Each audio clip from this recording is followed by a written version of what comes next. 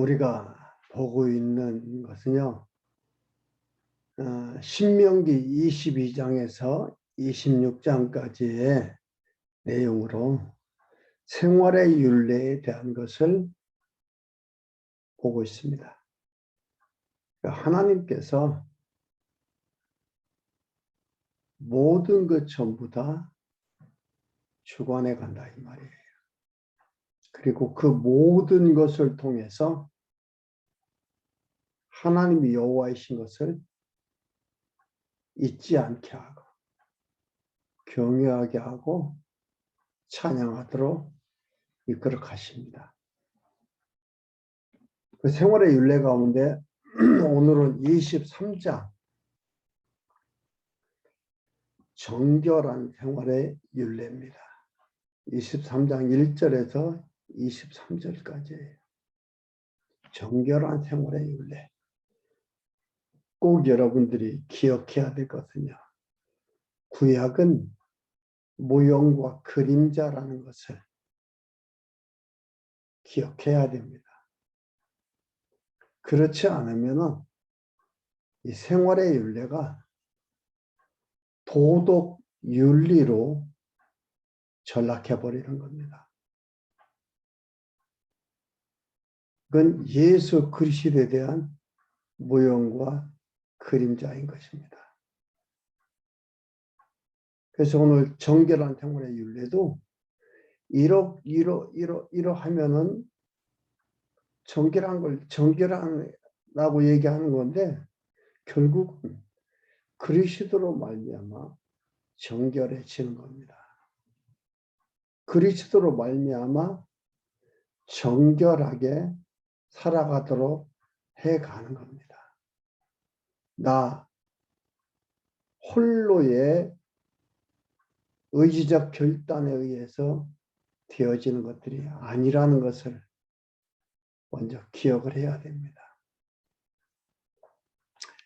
그 가운데 신명기 23장 1절에서 14절까지는 총회의 율례를 수여합니다. 총회에 들어가는가? 그 율례를 수여하시는 거예요. 그러니까 이것은 앞에서 말씀드렸지만은 윤리적이고 도덕적 차원이 아닙니다. 하나님께서 아브라함과 언약하시고 자손 번창하고 땅 정복하고 통치를 언약을 했는데 지금 자손 번창을 시키려는 것입니다. 그러니까 하나님께서 우리들의 삶을 통해서 순수하게 번성하여 언약하신 것을 이루어 가도록 해가는 거예요.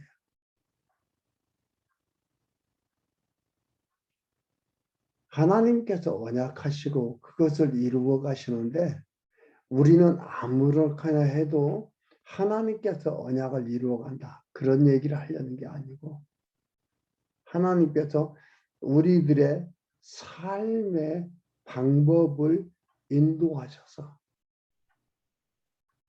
번성케 가는 겁니다. 그렇죠? 하늘에서 떨어지는 것도 아니고 땅에서 솟아나는 게 아닙니다. 하나님이 함께 하신다. 하나님이 하신다. 이런 단어에 대해서 여러분들이 이해를 잘 해야 됩니다. 내가 하는 것은 하나님이 하는 것이 아니다. 내가 하는 것은 하나님이 도와주는 것이다. 이렇게 생각한다면 이것은 굉장히 잘못된 생각을 하고 있는 겁니다.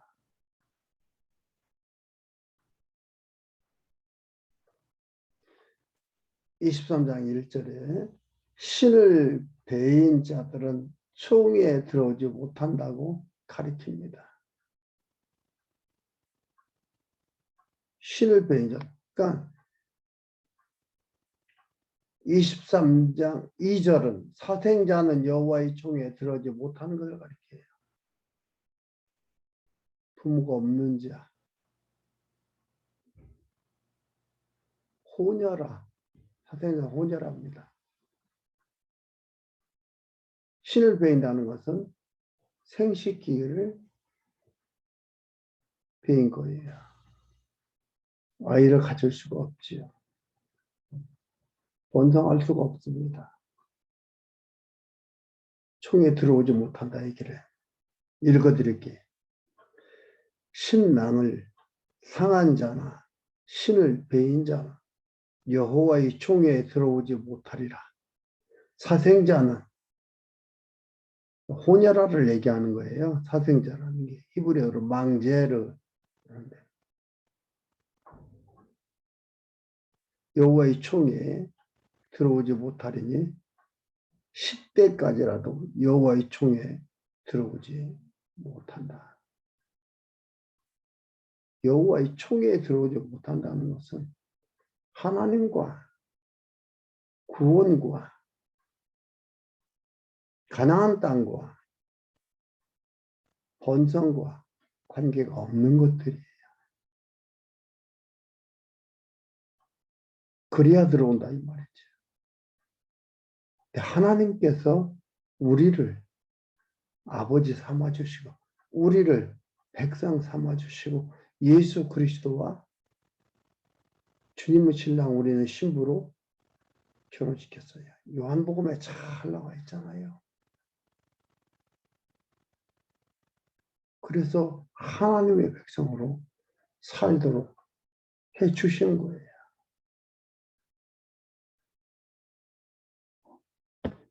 3절에서 6절까지는 암몬과 모압이는 총에 들어오지 못한다 이 말이에요.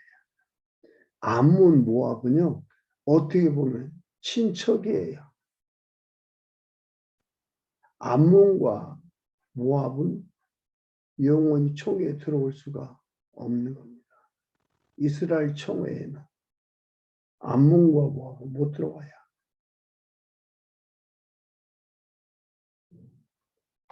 암몬과 모압은 에돔이 에서를 갖다가 몸이 붓다 그래서 에돔이라고 그랬죠. 야곱과 동복인 에서의 후손이 3대 후손이 됩니다. 에돔은 아니 모압과 암몬 족속. 근데 이들이 이스라엘 청에 못 들어오는 거예요. 아브라함의 씨가 다 아브라함의 씨가 아니다 이 말이에요.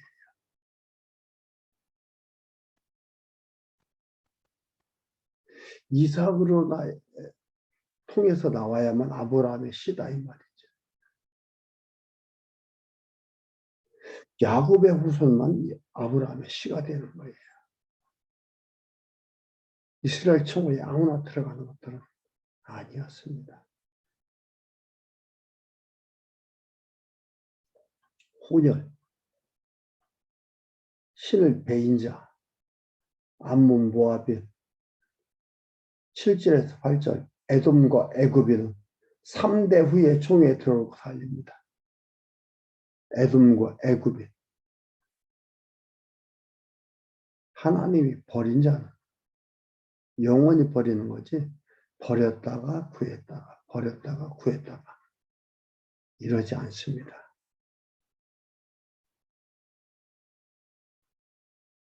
그리고 9절에서 14절까지 보면은 출전하는 때에 악하고 부정한 것은 삼가라고 얘기를 합니다. 9절 읽어드리겠습니다.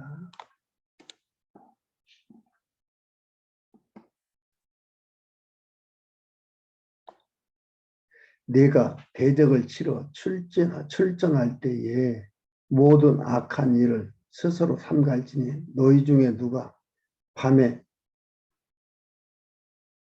몽설함으로 부정하거든 진 밖으로 나가고 진 안에 들어오지 아니하다가 해질 때에 목욕하고 해진 후에 진에 들어올 것이요 너희 진 밖에 소변을 베풀고 아니 변소를 베풀고 그리로 나가되 너의 기구에 작은 삽을 더하여 밖에 나가서 대변을 통할 때에 그것으로 땅을 밟 것이요 몸을 돌이켜 그 배설물을 덮을지 이는데 하나님 여호와께서 너를 구원하시고 적군을 내게 붙이시려고 내 진중에서 행하시니라. 그러므로 내 진을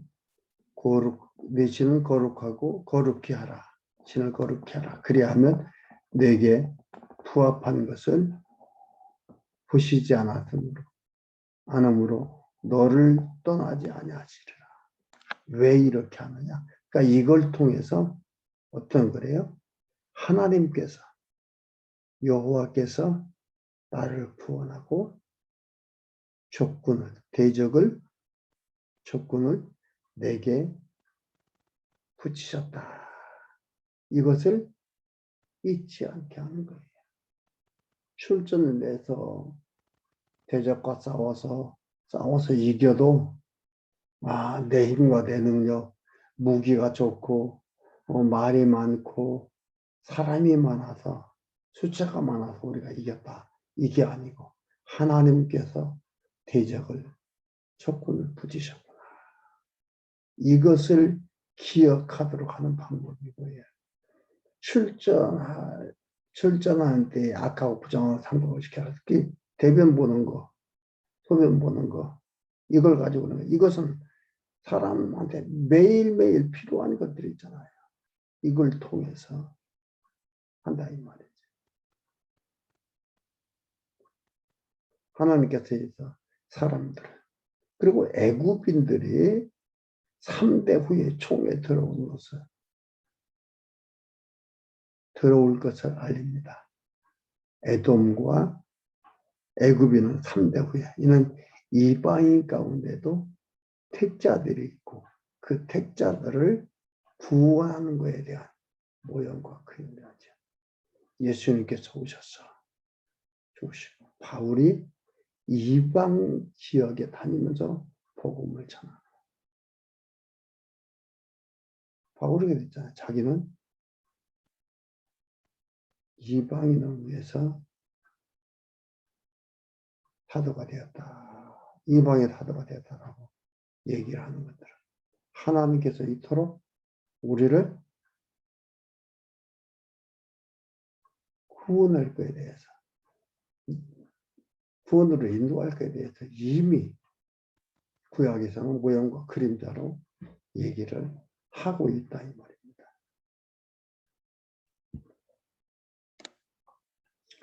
그리고 신명기 23장 15절에서 23절까지는 소유의 율례를 수여합니다.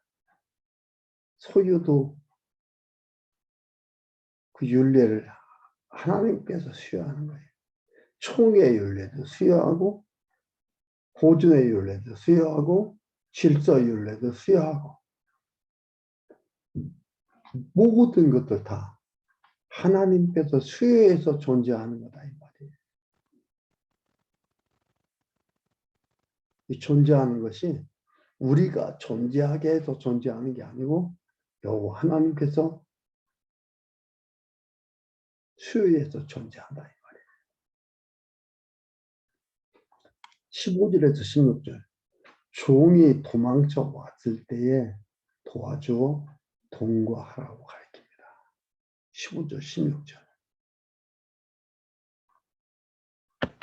어떻게 보면 지금의 망명법이나 비슷하죠. 그러니까 망명법 국제법이나 국가법의 표본이 뭐예요? 성경의 율법입니다. 어떻게 해야 될 건가? 그것을 하는데 그 표본이 성경의 율법을 합니다. 그래서 학자들은 성경을 뭘로 봐요? 훌륭한 고전으로 보는 거죠. 하나님의 말씀으로 보는 건 아니고 훌륭한 고전으로 보는 게 있습니다. 15절 종이 그 주인을 피하여 내게로 도망하거든 너는 그 주인에게로 돌리지 말고 그가 너의 성읍 중에서 기뻐하는 곳을 택하는 대로 너와 함께 네 가운데 거하게 하고 그를 압제하지 말지니라. 하나님의 백성으로 택한 자들이 하나님께 온다 이 말이죠.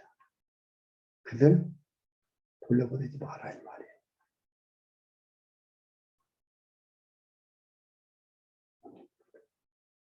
그러니까 국가들은 국가법이나 망명법이나 아니면 국제법으로 이걸 쓰지만 그걸 그렇게 하라고 주신 건 아니지만 이들은 고전으로 보기 때문에 그러한 것들을 참고로 해서 법을 만들어 가죠. 그러나 이것은 얘기했죠? 우리 주님입니다.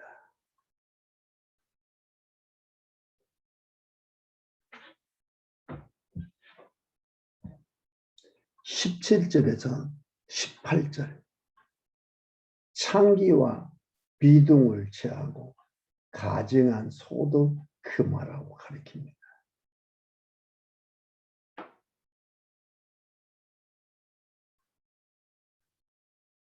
읽어드릴게요.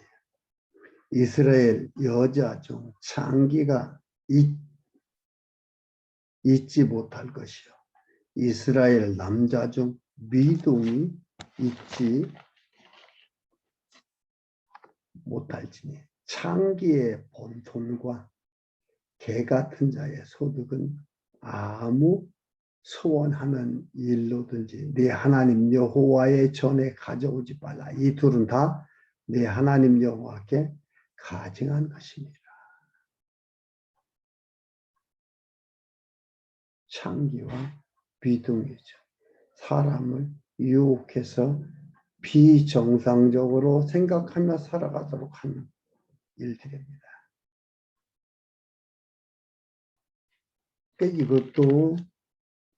이것도 예수 그리스도를 적용해서 이해하지 않는다면 이것은 지금의 어떤 법. 그러나 이런 것들이 나라마다 적용이 달라요. 하나님의 나라에 순수함, 깨끗함만이 존재하도록 하는 겁니다. 그러나 순수하고 깨끗해지는 게 어떻게 순수하고 깨끗해지느냐? 여러분 우리나라도 백의 민족이라고 했지만 지금 백의 민족입니까? 다문화가 장 많습니다. 그렇죠? 그렇다면은 세계는 갈수록 다 다문화해져 가는데 성경이 안 맞는 거잖아요. 그럼 그들을 다 못 오게 해야 되는 거. 안 맞은 거죠. 아니지요. 예수 그리스도에서 순수함을 하나님의 백성들을 이끌어가는 부르는 겁니다. 장세전 그리스도 안에서 택하신 하나님의 백성들을 부르는 겁니다. 깨끗하고 정결하고 순수하게 하기 위해서 예수 그리스도께서 그 모든 허물들을, 티들을, 흠들을 다 위해서 죽으셨다 이 말이에요.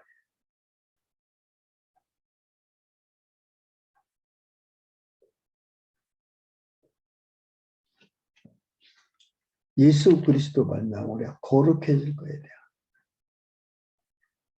그 한 몸이 됨으로 거룩해질 거에 대한 모형이 되는 거죠. 19절에서 20절 형제에게 꾸이면 어떤 이식도 취하지 말라고 가르칩니다. 19절 봅니다. 미동 그러니까 남자가 술집가 돈 벌고 하는 이런 것들이에요. 여기서 뭐라 했냐 그걸 갖다 창기의 본돈과 개 같은 자의 소득 개 같은 자라겠습니다. 돈만 많으면 됩니까? 돈만 많으면 정성입니까?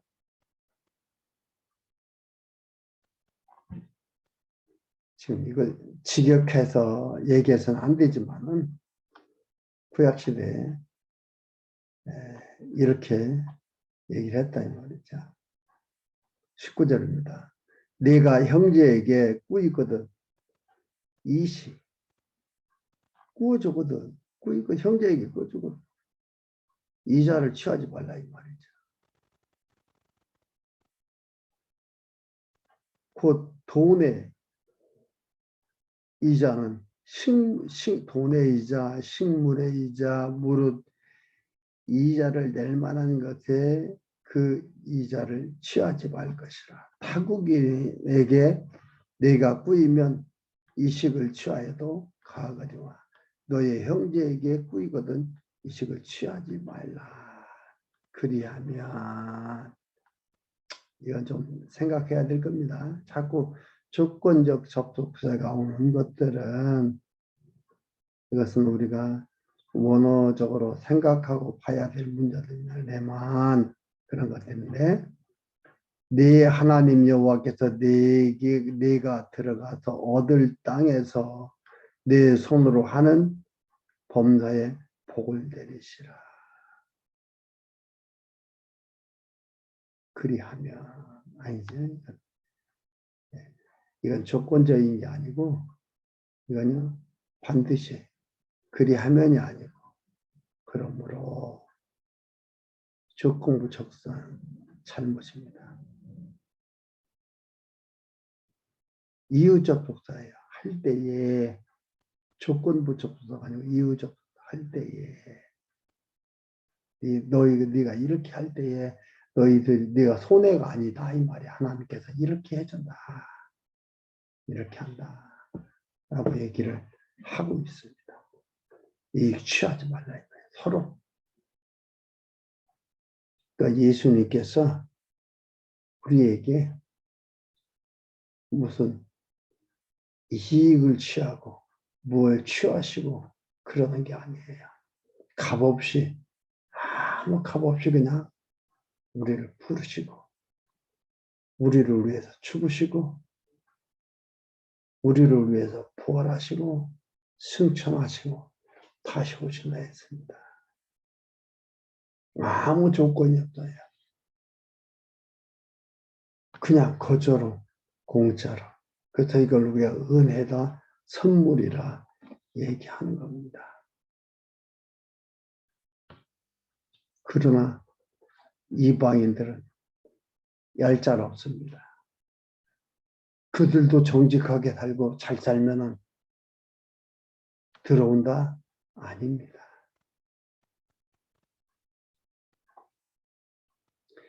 21절에서 23절까지 여호와께서 서원한 것은 갚기를 더디게 말라고 가르칩니다.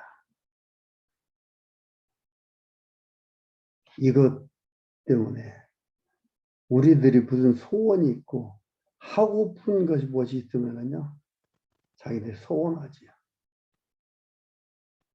특히 뭐 사경이나 부흥이라고 해서 끝나고 나면 작정연보를 걷지요.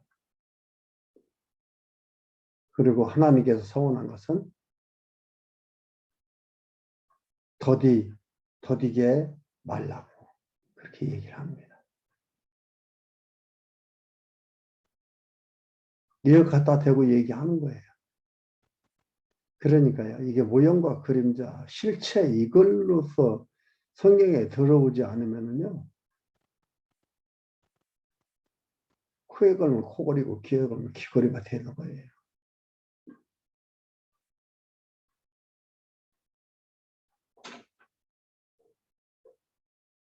(21절) 네 하나님 여호와께 서원하거든 갚기를 더디하지 말라. 내 하나님 여호와께서 반드시 그것을 내게 요구하시리니 더디면 내게 죄라. 내가 서원치 아니하였으면 무죄하니라. 마는 내 입에서 낸 것은 그대로 실행하기를 주의하라. 무릇 사원한 예물은 내 하나님 여호와께 네가 소원하여 입으로 언약한 대로 행할지니라. 여러분 이것만 보면은 이거예요. 우리가 근데 앞에서 뭐라 했냐면은 소원했다 그래도 주인이 허락하지 않냐고 남편이 허락하지 않으면은 아내된 자들의 소원 갚을 수가 없다 그랬어요. 안 갚아도 된다 그랬어요. 그건 어떻게 되고 이건 어떻게 됩니까? 그때는 그렇게 얘기하고 이때는 이렇게 얘기합니까? 그러면 이게 진리가 아니죠. 진리 하나님의 말씀에 생명력을 가지고 있는 것 중에 하나가 뭐예요? 논리적인 통일성이 있어야 된다. 논리적으로 통일성을 가져야 되고 역사적 사실로 드러나야 된다. 근데 이게 뭐예요? 그리스도, 예수 그리스도께서 오셔서 우리를 위해서 죽으실 거에 대한 소원이 때에 따라 그때에 적시에 죽으시는 거예요. 더디지도 않고 이르지도 않고 그것을 여러분 신약성경에 보면 어떻게 됩니까? 예수 그리스도께서 네가 예수냐 그럴 때 내가 그러라 안 잡아갔잖아요. 예수를 잡으러 그렇게 다니면서도 내가 그러라 하니까 못 잡았어요. 대제사장들은 명절 때에는 예수를 죽이지 말자 그런 얘기를 자기들끼리 합니다. 6월절에 죽이지 말자. 6월절이 다가오니까 자기들이 예수를 죽이지 말자. 명절이니까 죽이지 말자. 그런데 예수님은 6월절 어린 양으로 죽어야 돼요. 그래야 예수가 그리스도라는 증거가 되는 거거든요. 증명이 되는 거거든요. 그렇게 죽는다 그랬거든요. 그런데 예수님은 6월절 어린 양으로 죽었어요. 그러니까 이게 빨리도 안 되고 늦게도 안 되고 정한 그 시기에 정확하게 그때 하는 겁니다. 그러니까 여기라고. 네? 여기에서는 더디면 죄다 이 말이죠. 하나님이 요구하신다 이 말이에요. 그래서 주님께서 기도할 때 주 나의 원대로 마시고 아버지의 뜻대로 되기를 원합니다. 우리 하나님께서 요구하시는 거예요. 주님을 살릴 수 없었나요? 뭐라고 표현합니까? 고개를 돌리셨다. 모르는 척 하셨다.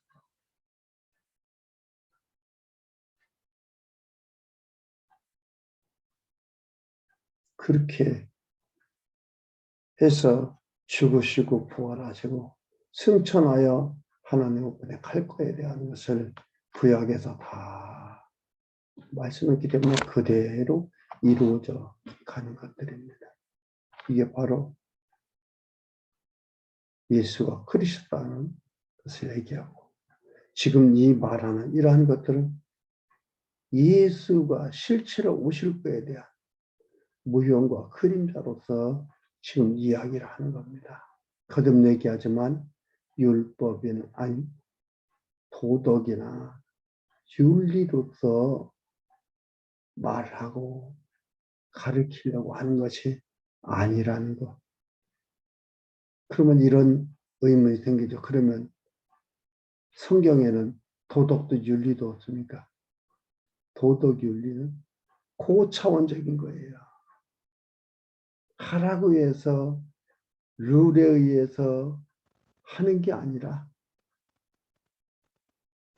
내 마음속에서 하나님을 알고 나니까 이 모든 주인이 내 아버지 되신 하나님이시니까 그분이 지금 이렇게 말씀하신다 우리를 불렀기 때문에